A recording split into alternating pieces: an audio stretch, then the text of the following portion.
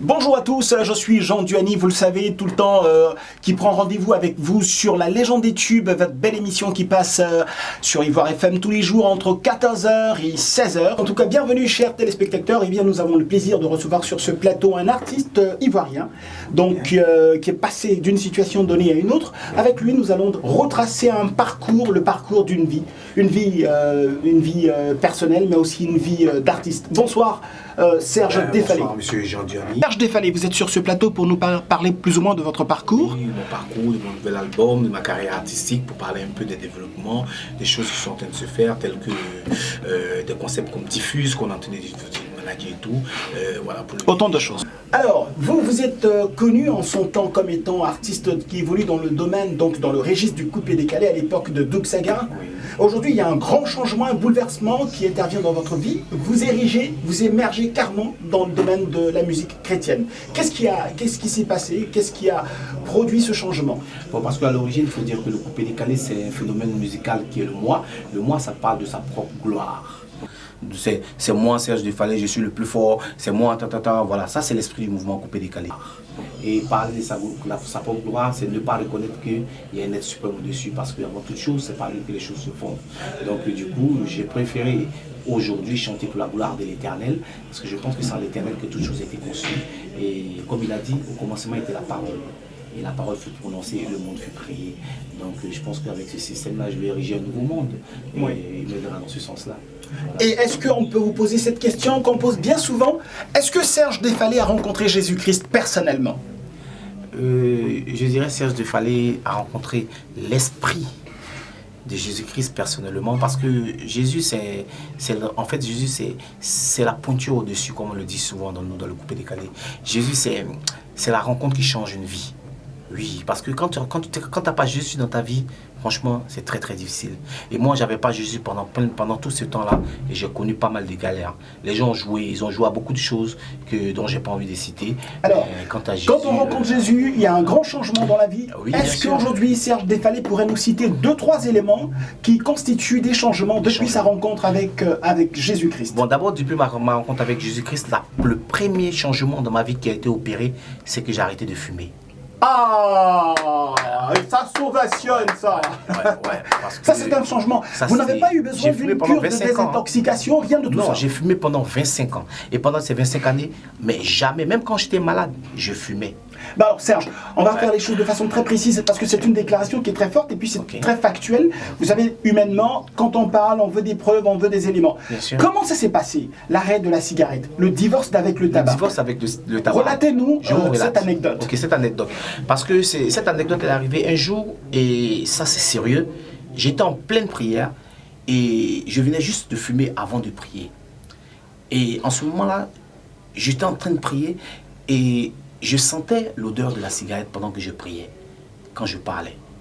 À un moment, j'ai arrêté de prier, je me suis dit, dans mon cœur, je me suis dit comme ça, mais Dieu, si nous sommes à l'image de l'être suprême Dieu, donc normalement, si je sens cette odeur-là, sûrement que lui aussi doit la sentir. Sûrement qu'il ne supporte pas cette odeur de tabac. Il ne supporte pas, parce que même moi, pendant que je suis en train de prier, je sens cette odeur-là, je ne la supporte pas. L'éveil de la conscience. Donc c'est l'éveil de la conscience qui commence à faire tilt, ça commence à jouer dans ma tête. Et là, dès le lendemain, je me lève, je dis bon, ok, j'arrête de fumer. Alors, aussi facilement, vous arrêtez de fumer? J'ai arrêté. Sans cure de désintoxication, là, sans médicaments? Oui, ça fait près d'1 an maintenant. Que vous ne touchez plus au tabac? Oui. Mais vous flirtez un peu avec l'alcool quand même? L'alcool, même rarement, mais vraiment rarement. Et encore les sorties, elles ont beaucoup diminué, je ne sors plus trop comme dans le temps, parce qu'avant c'était pratiquement chaque nuit, j'étais dehors. Et les gens pourront le dire, ne me voyaient plus trop comme ça. Je sors souvent, mais pas plus comme dans le temps. Et alors, voilà une question tout de suite, pendant qu'on parle de spiritualité, qui vient automatiquement à mon esprit, dans mon esprit, qui me vient à l'esprit, parce que c'est tellement fort cette question-là. Est-ce que Serge Défalé, officiellement, ne donne pas le sentiment de migrer vers la spiritualité parce qu'il n'est plus à la page, parce qu'il n'a plus d'argent, parce que la vie est devenue beaucoup plus rude, et puis c'est la solution, c'est le plan B, etc. Est-ce que c'est pas la raison très facile d'aborder les choses? Est-ce que les gens qui réfléchissent comme ça, ils ont raison? Bon, parce que moi je vais vous dire une chose. Hein. Le monde dans lequel nous vivons, disons le monde dans lequel nous vivons par rapport au milieu du coupé-décalé, pas mal de choses, il y a beaucoup de choses qui se passent à l'intérieur. Il y a des choix à faire. À un moment donné, il y a certaines choses qui se retrouvent devant ta face. Si c'est pas, disons, si c'est pas des choses auxquelles tu aspires, tu es obligé de faire marche arrière. Et si tu fais marche arrière, ben, tu te feras dominer. Alors on va retenir que Serge Desfalais a été emballé au départ par le mouvement, le vent du coupé-décalé. Oui, au départ, la suite, voilà, c'était d'abord le mouvement, c'était voilà, c'est moi, la Starmania, Big Man et tout ça, Big Man et tout ça et tout le reste. Mais après, à un moment donné, tu te rends compte de certaines choses. Qu'est-ce qui interpelle tout de suite? C'est le décès de Doug Saga qui interpelle? D'abord, c'est la première des choses. Ça interpelle? Doug Saga est parti? La première des choses. En dépit de tout ce qu'on a prétendu avoir comme pouvoir, on pourrait mourir un jour? Ben, bien sûr, parce que ça, c'est la première des comment, c'est ça? C'est ça l'histoire. Ça, c'est la toute première des choses. La seconde chose, c'est laquelle? Et la toute première des choses, dans le sens où, de voir, comme on le dit si bien, on va à l'Ivocep. Tu vois le mec là, voilà, tu dis, attends. Mais donc Joe, ça fait flipper. Ça fait flipper. Déjà, tu dis, mais attends, mais Joe. Et est-ce que vous aviez précédemment eu des entretiens avec des hommes de Dieu, des pasteurs? Est-ce qu'on vous avait déjà parlé de Jésus-Christ? Bien sûr. À plusieurs reprises, moi, Serge Desfalais, pendant des années, on m'a parlé de Jésus-Christ. Votre père sont-ils chrétiens? Mon père, ma mère sont chrétiens. Mais ils vous ont déjà parlé de Christ mon père me durant votre enfance? Mon père, durant mon enfance, me parlait de Christ. Vous avez grandi avec eux? Voilà. Donc, j'allais à l'église catholique et tout, normal. Mais en fait,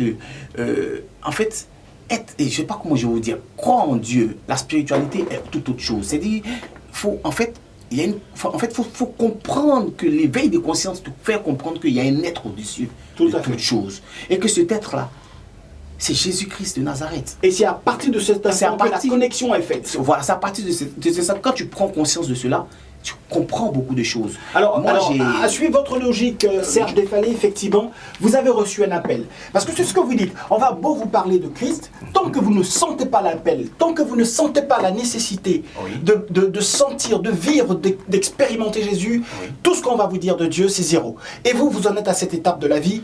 On vous a parlé de Christ, vous avez estimé qu'il fallait faire le pas, et vous faites le pas depuis. Alors, non, mais en fait, j'avais pas fait le pas. Quand on m'a parlé de Christ, j'avais du mal à venir. Parce que j'avais du mal à me détacher du monde. Oui, vous avez fait le pas dès lors où aujourd'hui vous attestez que Jésus est votre Seigneur et Sauveur. Non, c'est ce que j'en viens. Parce que je fais pas le pas directement. Quand on me parle de Christ, il y a beaucoup de résistance. Voilà, je suis un peu incrédule.